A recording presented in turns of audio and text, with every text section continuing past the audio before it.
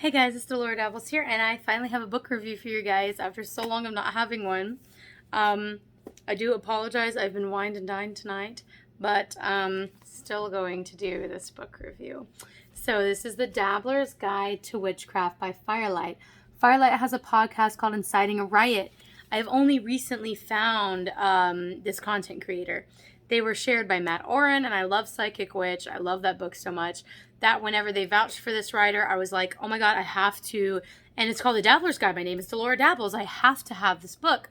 And as I was reading this content creator's podcast, listening to, I was like, wow, like this is not just someone who creates content about magic, but about the magical community.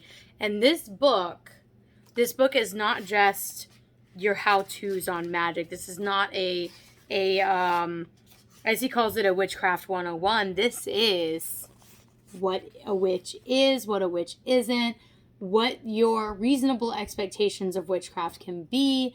And yeah, I mean, just look at this table of contents. My favorite chapter is definitely the ethics of dabbling. Most definitely so. Cultural appropriation has become such a hot topic within our community that I think that we need to have more discourse on it. We need to be more open about it when we see it. And we need to be able to have these tough conversations. Some people think they're tough conversations. I don't. I think it's pretty straightforward. And Fire Lyte does too. And so he is very good at having those conversations and being able to describe them in such good ways. So part 4, just to give a brief synopsis of everything. Part 1 is wait, so witches are real. So he basically talks about witches not just in the spiritual community, but in politics, what witchcraft does and means, and all of the false assumptions you may have heard about witchcraft and all of the true things about witchcraft. Part 2, spiritual seeking with intention. Why are you practicing magic? And then there were some questions that he asked and some things that he proposed that I was like, that is why I do magic. Some of you might not have that experience, but there are as many reasons to coming to magic as there are people who come to magic. You know what I mean? But yeah, once you know why you're here, he's talking about setting your intention based on why you're here. And then the ethics of dabbling. Yes. And can I make shit up? And he goes, yes, you can. Yes, you can. And you should. And you should. That no one, like, especially after the ethics of dabbling chapter, it was like, you know, cultural appropriation, all that, and it felt very limiting, I'm sure, to people who might read it and be like, oh, well, I can't do all these things. But then the very following chapter is you can make up whatever you want. You can do whatever you want. So I like that those chapters came right after each other, because for someone who feels like, oh, well, this guy's telling me I can't do anything, then the next chapter is do what is right for you from your societal construct, what you have been taught and raised, certain color associations and things. And he gets into that later, but he basically talks about your spell ingredients don't have to be specific to the spell. And if you like a spell that is, let's say, a voodoo spell, voodoo is a closed practice. Let's say there's a spell in voodoo that you find that you really like. Well, what does this spell do? And how can you make your own spell that does the same thing but is not cultural appropriation? So instead of just telling you what you can't do, he gives you the tools to do them yourself. So important. Part 3, spiritual community. This one is probably the most important chapter for young practitioners to read. And the whole time I was reading it, I was like, yep. Spotting a fraud. Very important. Developing a filter is my favorite chapter out of this part. UPG what now? A UPG is a unsubstantiated, like, spiritual experience, but you get it. And he talks about, like, just because you had a UPG that makes you feel like this deity said this thing doesn't mean that that deity wants everyone to do that thing, or that people who don't even know who that deity is has to also do that thing, right? For instance, you know, like eating pork, right? Some people don't like to eat pork for different reasons. Maybe they've had a deity that tells them they need to be completely vegan and not eat any meats, but that person does not have the right to tell everyone else Not even people working with that same deity, right? To do that. And I love how he points that out. Part 4, the tools of modern witchcraft. Making magic, nature's magic, and modern magical tools.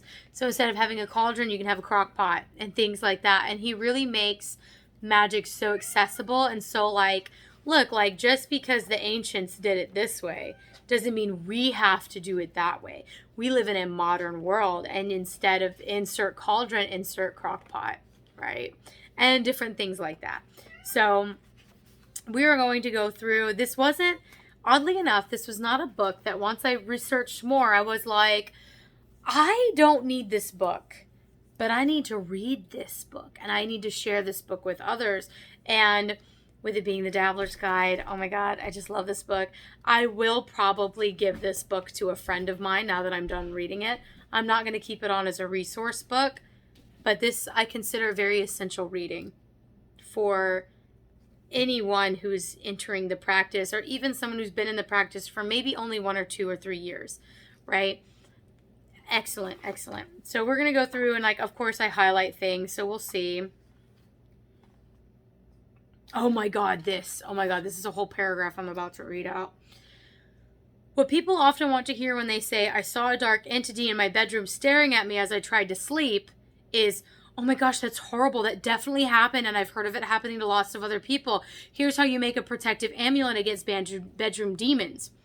We've been afraid of things that go bump in the night as long as we've existed as a species. When you express that fear, it's natural and normal to want that validated and to arm yourself against it for the next time.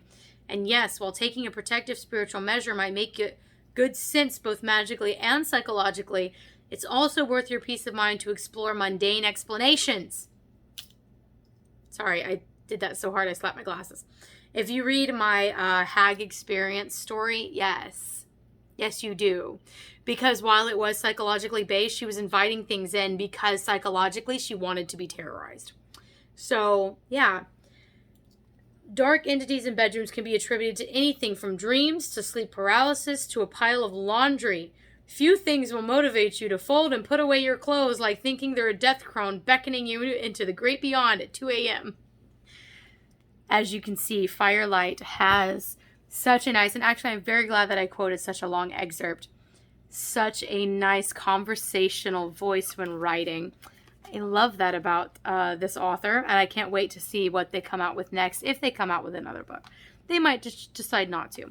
But whenever it comes to the ethical dabbling section, he says, the great thing about the internet is that more knowledge is available at our fingertips than ever before in human history. The unfortunate bit is that people have confused access with permission.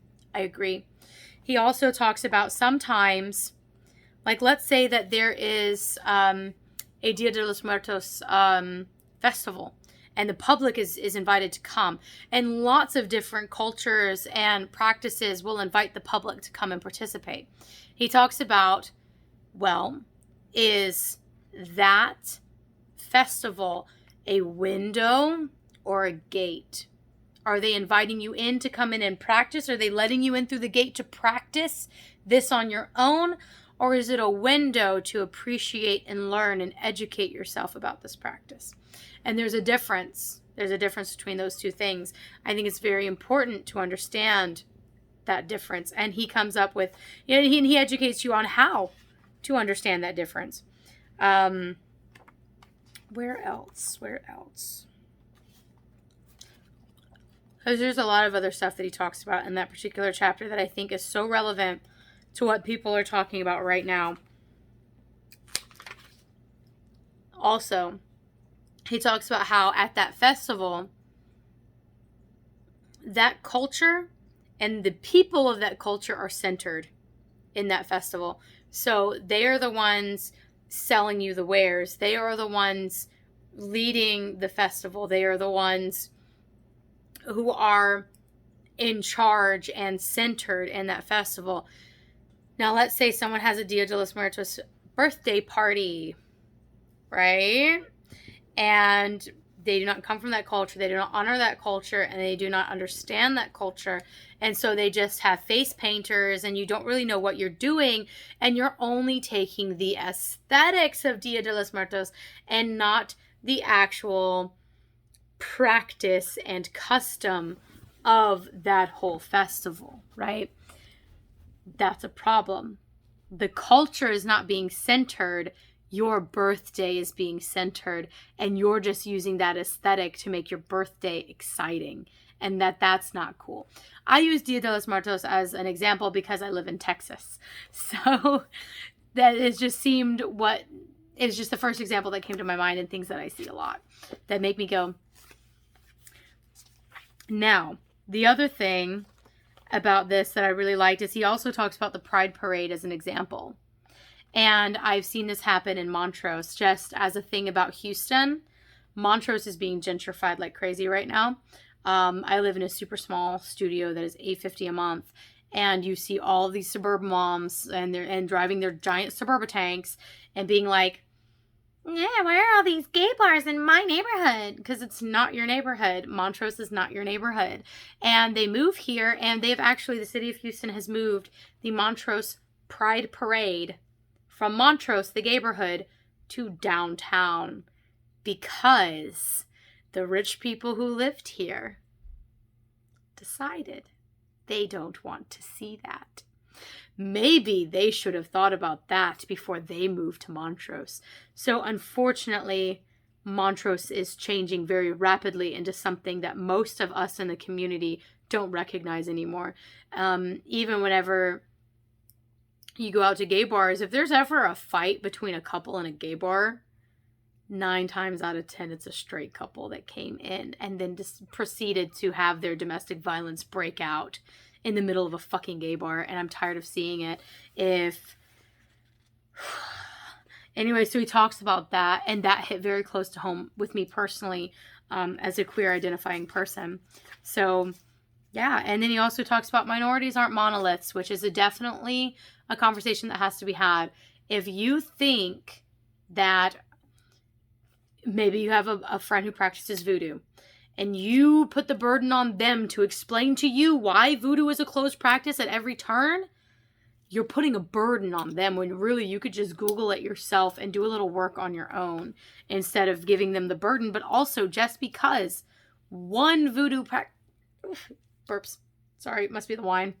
Just because one voodoo practitioner tells you, yeah, you can perform these spells, I don't think it's a closed practice, doesn't mean they speak for the entire tradition of voodoo or the other people who practice it. Now, moving on, because that was literally just maybe 40 pages, 45 pages of the book. The rest of the book is so amazing. You do not have to buy all of the crap to do effective magic.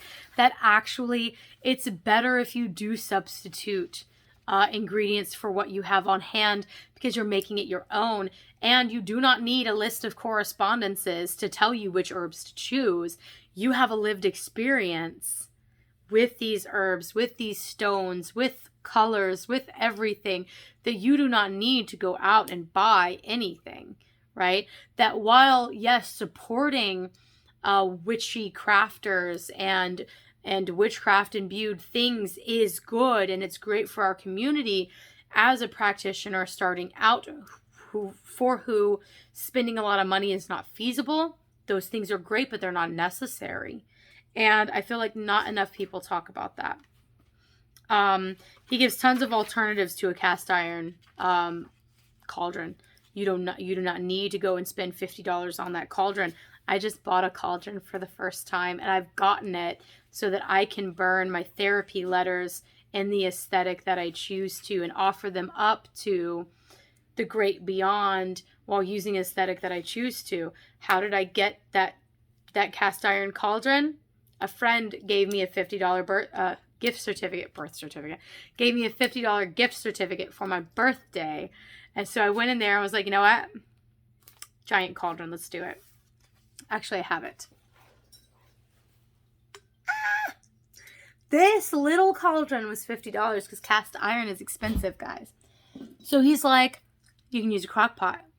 You can use a Dutch oven. You can use literally anything. What are you using the cauldron for? Are you going to scry in your cauldron? Well, then actually a glass bowl might even be better. Why don't you use a glass bowl instead? Are you cooking in this cauldron? Making potions in this cauldron? Maybe actually using tools that we've developed to work on like electric stoves much better, because I don't think like cast iron is going to work as good on an electric stove as it would an open fire, for instance. Tools have changed over time, and just because a tool is modern doesn't mean it's not magical. Yes. So with that, I leave you the book review, The Dabbler's Guide to Witchcraft. If you're thinking about this book but you're not quite sold on it, Fire Lyte's podcast is Inciting a Riot. They are at Inciting a Riot on Instagram. I follow them on Instagram.